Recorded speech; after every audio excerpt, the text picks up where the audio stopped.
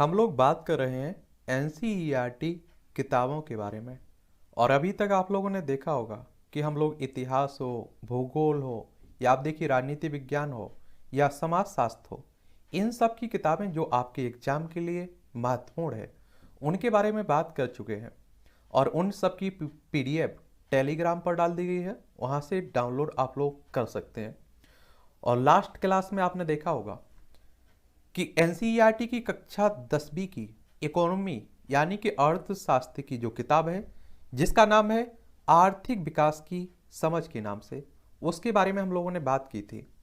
आज की इस क्लास में हम लोग कक्षा 11वीं की इकोनॉमी की किताब है जिसका नाम है भारतीय अर्थव्यवस्था का विकास, इसके बारे में बात करेंगे। क्या पढ़ना है, कैसे आप लोग पढ़ेंगे, लेकिन उससे पहले आप लोग कुछ बातें याद रखिएगा। जब भी आप लोग कोई किताब उठाकर पढ़ते हैं पहली बार, तो पहली बार में कोई नोट्स बनाने का काम आप लोगों को नहीं करना है, कोई काटा पीटी नहीं करना है। नॉर्मल तरीके से एक बार उसका ओवरव्यू आप लोग पहली बार में ले लिया करिएगा। फिर जब आप लोग एक से दो बार एनसीईआरटी किताब पढ़ लेंगे ना, कोई भी किताब हो, तो फिर आप लोगों की समझ में आ जाएगा कि किन पॉइंटों का आपको नोट्स बनाना है। क्योंकि पहली बार में अगर नोट्स बनाने आप लोग बैठे ना, तो सभी किताब का एक एक लाइन आपको महत्वपूर्ण लगेगी और आपको लगेगा कि इसे भी हम अपने नोट्स में शामिल कर लें, इसे भी हम अपने नोट्स में शामिल कर लें। और मैं बार बार आप लोगों से बोल रहा हूं कि 90 से 95% नोट्स बनाने का काम आपको अपने दिमाग में करना है। क्योंकि परीक्षा हॉल में आपके साथ आपका दिमाग जाएगा, ना कि कोई भी नोट्स। बाकी का आप देखिए कि 5 से 10% बचता है, जो आप देखते हैं कि रिवीजन की जरूरत पड़ती है आपको पेपर जब नज़दीक होता है या आप लोग भूल जाते हैं, तो उसके लिए आप लोग नोट्स बना सकते हैं और अपने पास रख सकते हैं। और दूसरी बात एक और याद रखनी है आप लोगों को, दूसरी कह लीजिए चाहे तीसरी बात कह लीजिए, आप लोग एनसीईआरटी किताबें पढ़ रहे हैं ना, तो एक सब्जेक्ट को आप लोग उठाइए, कोई भी सब्जेक्ट उठाइए। जैसे आपने इतिहास उठाया, उसे कवर कर लीजिए। फिर आप लोग भूगोल उठाकर पढ़िएगा। क्योंकि कई लोग ये भी कहते रहते हैं कि हम पहले कक्षा 6वीं की सभी सब्जेक्ट की सभी किताबें कवर कर लेते हैं, फिर 7वीं, फिर 8वीं। ऐसा मत करिएगा। ऐसा क्या होगा कि एक सब्जेक्ट की जो किताब है ना, उसकी कक्षा 6वीं को 7वीं से आप नहीं जोड़ पाएंगे और थोड़ा समझ भी नहीं पाएंगे ना। तो आप लोग फिर जैसा आपकी इच्छा कर सकते हैं। बाकी की आप देखते हैं कि बहुत सारी क्लासें हम लोग सिविल सर्विस के लिए ले चुके हैं और एमपीपीएससी से संबंधित भी ले चुके हैं। तो इतना कह सकते हैं कि आपके दिमाग में अगर यूपीएससी एग्जाम से संबंधित कोई भी डाउट है, तो यूपीएससी एग्जाम के नाम से जो प्ले लिस्ट सूची बनी हुई है, इसमें जो क्लासें पड़ी हुई हैं उन्हें देख लीजिए। आपके हर सवाल का जवाब बहुत ही आसान शब्दों में वहां मिल जाएगा। एमपीपीएससी वालों के लिए भी बहुत सारी क्लासें ली गई हैं। एमपीपीएससी एग्जाम के नाम से जो प्लेलिस्ट सूची है, इसे आप लोग भी कवर कर लीजिएगा। इन क्लासों को आप लोग देखिए, उसके बाद अगर आपको लगता है कि कोई सवाल छूट गया है तो उससे आप लोग भेजिएगा, उसके बारे में भी हम लोग बात कर लेंगे। और जब आप लोग किताब दुकान पे खरीदने जाएंगे ना, तो इस तरह का कवर पेज आपको देखने को मिलेगा। भारतीय अर्थव्यवस्था का विकास, एक अच्छा 11वीं के लिए पाठ्य पुस्तक है। ठीक है। और पीडीएफ के रूप में अगर आप लोग पढ़ सकते हैं, तो इसकी टेलीग्राम पर पीडीएफ डाल दी गई है। और एनसीईआरटी राष्ट्रीय शैक्षणिक अनुसंधान और प्रशिक्षण परिषद के द्वारा लिखवाई जाती है किताबें, एक भरोसेदार आप देखते हैं संस्था है। अगर हम लोग एनसीईआरटी संस्था के बारे में बात करें ना, तो इसे आप लोग the national council of educational research and training के नाम से भी जानते हैं और एक स्वायत्त संगठन है ये। और आप देखते हैं कि जिसे 1961 में सोसाइटी पंजीकरण अधिनियम के तहत स्थापित किया गया था। इसका मुख्यालय आपको नई दिल्ली में देखने को मिलेगा। और देखिए, भरोसेदार आंकड़े इसमें शामिल किए जाते हैं, बड़ी रिसर्च करके ये किताबें लिखी जाती हैं। तो परेशान नहीं होइएगा, और इसीलिए इन किताबों का उल्लेख किया जाता है आप लोगों के लिए। किताबें आप लोग पढ़िए, आपका बेस मजबूत होगा, आपको समझ में आएगा। और यहाँ बहुत सरल शब्दों में किताबें लिखी जाती हैं, तो आपको कहीं परेशानी भी कुछ नहीं होती है। देखिए, पाठ्य पुस्तक निर्माण में जिन लोगों का योगदान है, जिन कमेटी समितियों का योगदान है, उनके नाम है। और ये भी आप लोग देखेंगे। ठीक है। और इस पुस्तक के प्रयोग पर आप देखें तो भारतीय आर्थिक विकास पर इस पुस्तक की रचना का मुख्य उद्देश्य पाठक को भारतीय अर्थव्यवस्था के समक्ष मुख्य समस्याओं और मुद्दों से परिचित कराना है। और इसी प्रक्रिया में आप नव युवाओं को इन विषयों के प्रति संवेदनशील बनाने के साथ साथ आपको विभिन्न आर्थिक क्रियाओं में सरकार की भूमिका की समालोचना कर पाने में सक्षम बनाना भी है। यह पुस्तक देश के आर्थिक संसाधनों और विभिन्न क्षेत्रों में उनके प्रयोग के विषय में भी जानकारी प्रदान कर रही है।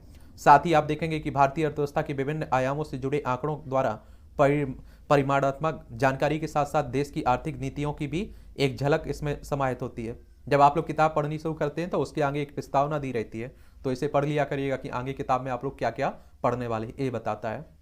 और इन सबके आधार पर आशा की जा रही है कि आप अपनी विश्लेषण क्षमताओं को विकसित कर आर्थिक घटनाक्रम को समझने और भारत के आर्थिक भविष्य के विषय में अपना एक दृष्टिकोण विकसित कर पाने में सफल होंगे।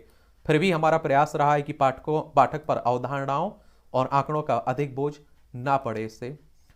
और जहाँ विभिन्न आर्थिक प्रश्नों और प्रवृत्तियों की बात है तो पुस्तक में विषय में वैकल्पिक मतों को स्पष्ट किया गया है ताकि आप स्वयं ही उन पर ज्ञान आधारित चर्चाओं में भागीदार बन सकें और समझ सकें। चलिए पढ़िए, अगर कहीं कोई परेशानी होती है तो आप मुझे बता सकते हैं, हम लोग उस पर बात कर लेंगे। देखिए भारत के संविधान की उद्देशिका दी रहती है, प्रस्तावना है, ये भी देखते रहिएगा। मुझे लगता है कि अभी तक तो आपको कंठस्थ याद भी हो गई होगी है, इतनी किताबों में आप लोग डेली पढ़ते हैं। हम भारत के लोग भारत को एक संपूर्ण प्रभुत्व संपन्न समाजवादी पंथ निरपेक्ष लोकतंत्रात्मक गणराज्य बनाने के लिए तथा उसके समस्त नागरिकों को सामाजिक आर्थिक और राजनीतिक न्याय विचार अभिव्यक्ति विश्वास धर्म और उपासना की स्वतंत्रता और आप देखेंगे प्रतिष्ठा और अवसर की समता प्राप्त कराने के लिए तथा उन सब में व्यक्ति की गरिमा और राष्ट्र की एकता और अखंडता सुनिश्चित करने वाली बंधुता बढ़ाने के लिए दृढ़ संकल्प होकर अपनी संविधान सभा में आज तारीख 26 नवंबर 1949 को इद्दत द्वारा इस संविधान को अंगीकृत अधिनियमित और आत्मर्पित करते हैं। ठीक है, और इसीलिए आप देखते हैं कि 26 नवंबर को आपका संविधान दिवस के रूप में भी इसे मनाते हैं। देखिए विषय सूची है, क्या क्या पढ़ेंगे इसमें, तो आप देखेंगे कि ये इकाई 1 में विकास नीतियां और अनुभव देखेंगे 1947 से 1990 तक। और अध्याय 1 में आप देखिए स्वतंत्रता की पूर्व संध्या पर भारतीय अर्थव्यवस्था का क्या रूप था। इसमें आप देखेंगे औपनिवेशिक शासन के अंतर्गत निम्न स्तरीय आर्थिक विकास, कृषक क्षेत्र, कृषि क्षेत्र, औद्योगिक क्षेत्र, विदेशी व्यापार, जनांकीय परिस्थिति, व्यवसायिक संरचना, आधारिक संरचना, इन सब के बारे में पढ़ेंगे अध्याय 1 में आप लोग। अध्याय 2 में आप लोग भारतीय अर्थव्यवस्था के बारे में पढ़ेंगे 1950 से 1990 तक। पंचवर्षीय योजनाओं के लक्ष्य देखेंगे, कृषि देखेंगे, उद्योग और व्यापार देखेंगे, व्यापार नीति देखेंगे, आयात प्रतिस्थापन देखेंगे। फिर आप देखते हैं कि इकाई 2 में जो आर्थिक सुधार होता है 1991 में, इसमें अध्याय 3 में आप लोग उदारीकरण, निजीकरण, वैश्वीकरण एक समीक्षा देखेंगे। पृष्ठभूमि, उदारीकरण क्या होता है, निजीकरण, वैश्वीकरण और सुधारकालीन भारतीय अर्थव्यवस्था एक समीक्षा देखेंगे आप लोग। तो तीसरे अध्याय में फिर इकाई 3 आती है, भारतीय अर्थव्यवस्था की वर्तमान चुनौतियां क्या हैं उनके बारे में जाएंगे। इसमें आप देखेंगे अध्याय 4 में निर्धनता, निर्धन कौन होते हैं, निर्धनों को पहचान कैसे होती है, गरीबी की पहचान किस तरह से होती है, भारत में निर्धनों की संख्या, निर्धनता क्यों होती है, निर्धनता निवारण के लिए नीति और कार्यक्रम जो सरकार की तरफ से चलाए गए हैं उनके बारे में पढ़ेंगे। निर्धनता निवारण कार्यक्रम की एक समीक्षा देखेंगे। अध्याय 5 में आप लोग भारत में मानव पूंजी का विकास देखेंगे। मानव पूंजी होती क्या है, मानव पूंजी की स्रोत क्या है, मानव पूंजी और मानव विकास के बारे में पढ़ेंगे। भारत में मानव पूंजी निर्माण की स्थिति देखेंगे। शिक्षा पर सार्वजनिक व्यय में वृद्धि, भविष्य की संभावनाएं आप लोग देखेंगे।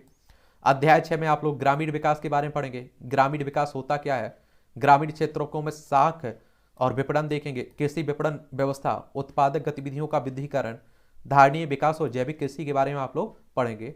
अध्याय 7 आप देखेंगे, इसमें रोजगार समृद्धि, अनौपचारीकरण और अन्य मुद्दे देखेंगे। श्रमिक रोजगार, लोगों की रोजगार में भागीदारी, स्वनियोजित तथा भाड़े के श्रमिक, फार्मों, कारखानों, कार्यालयों में रोजगार, समृद्धि एवं परिवर्तनशील रोजगार संरचना, भारतीय श्रम बल का अनौपचारिक बेरोजगारी देखेंगे।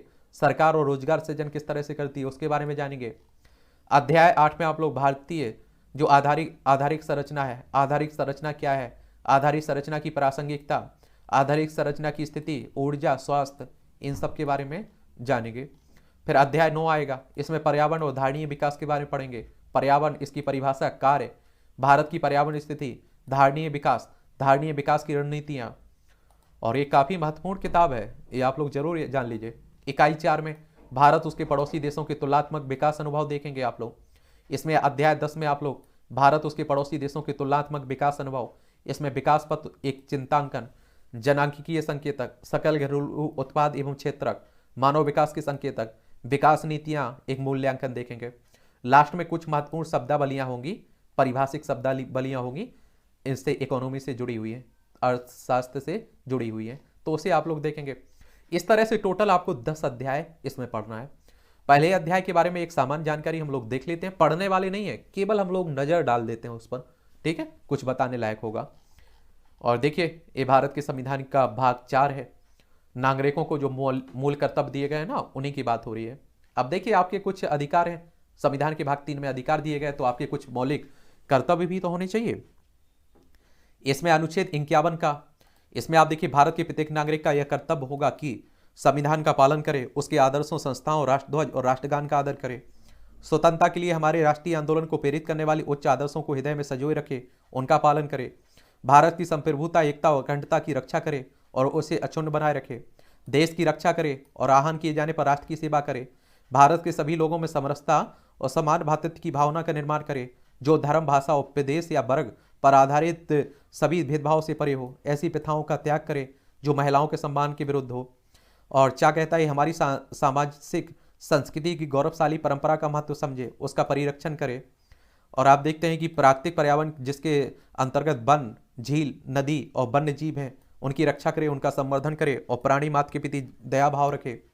वैज्ञानिक दृष्टिकोण, मानववाद, ज्ञानार्जन तथा सुधार की भावना का विकास करे। अगला कहता है, सार्वजनिक संपत्ति को सुरक्षित रखे और हिंसा से दूर रहें।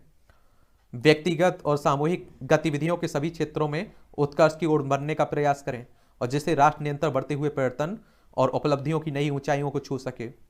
यदि माता पिता या संरक्षक हैं तो 6 वर्ष से 14 वर्ष तक की आयु वाले अपने यथास्थिति बालक या अब देखिए प्रतिपाल को शिक्षा के अवसर प्रदान करें। तो इस तरह से ये मौलिक कर्तव्य हैं आपके कुछ। चलिए, इकाई 1 में आप देखेंगे जो आपको पहला चैप्टर है ना, उसे देख लीजिए। विकास नीतियाँ आप देखेंगे 1947 से 1990 तक आप देख रहे हैं। इसे आप लोग, इस इकाई को 2 अध्यायों द्वारा हम स्वतंत्रता पूर्व से लेकर नियोजित विकास के 4 दशकों तक के भारत द्वारा चुने गए पथ का समग्र रूप से अवलोकन करेंगे, ठीक है। और इसे पढ़ेंगे, कहीं कोई परेशानी नहीं होगी। स्वतंत्रता की पूर्व संध्या पर भारतीय अर्थव्यवस्था, यानी कि आज़ादी के पहले की बात, जब तक हम लोग आज़ाद नहीं हुए। 15 अगस्त 1947 को आप सभी जानते हैं आज़ाद हुए। भारत हमारे साम्राज्य की धुरी है और यदि हमारे साम्राज्य का कोई राज्य अलग हो जाता है तो हमें जीवित रह सकते हैं, यदि हम भारत को खो देते हैं तो हमारे साम्राज्य का सूर्य अस्त हो जाएगा। विक्टर अलेक्जेंडर ब्रूस कह रहे हैं 1894 में ब्रिटिश इंडिया के वायसराय इन्होंने कहा था। तो इस तरह से आप लोग इसे समझने की कोशिश कीजिए। अगर कहीं भी कोई परेशानी होती है तो बता सकते हैं आप लोग, और बताना भी चाहिए आप लोगों को। और देखिए, इसके लास्ट में जो आपके सवाल दिए रहते हैं ना, क्वेश्चंस दिए रहते हैं ना, उन्हें पहले पढ़ लिया करिएगा, फिर आप लोग इस चैप्टर को पढ़ा करिएगा। और फिर आप लोगों का जो चैप्टर खत्म हो जाता है ना, तो लास्ट में उनके आंसर देने की कोशिश भी किया करिएगा। एक काम आप लोग करेंगे तो और बहुत और बेहतर तरीके से आप लोग उसे समझ पाएंगे। क्या समझ पाएंगे? इकोनॉमी को समझ पाएंगे और चैप्टर को आप लोग समझ पाएंगे। तो ये भी आप लोगों को समझ में आएगा। चलिए, देखते रहिए, आप लोग समझते रहिए। और मुझे नहीं लगता है कि कहीं अगर आप लोगों ने शुरुआत से सभी किताबें फॉलो की हैं तो कहीं कोई परेशानी होने वाली है। ऐसा बिल्कुल नहीं होगा, क्योंकि बहुत बेहतर तरीके से आप लोगों को समझ में आएगा। देखिए, अभ्यास के लिए क्वेश्चंस दिए गए हैं, तो इन्हें भी आप लोग देख सकते हैं। और जैसा कि आपको बताया कि इसकी PDF आपको टेलीग्राम पर डाल दी है, तो वहाँ से जाकर आप लोग डाउनलोड कर दीजिए। अब कक्षा 12वीं की 2 किताबें हैं आपकी इकोनॉमी की, NCERT की। तो आने वाली क्लास में, अगली क्लास में एक को देख लेंगे, उसके बाद एक को देख लेंगे, तो आपकी इकोनॉमी की भी NCERT किताबें कवर हो जाएंगी, ठीक है। अब आपका कोई सवाल हो, मेरे लिए सुझाव हो, तो आप लोग नीचे भेज सकते हैं आप।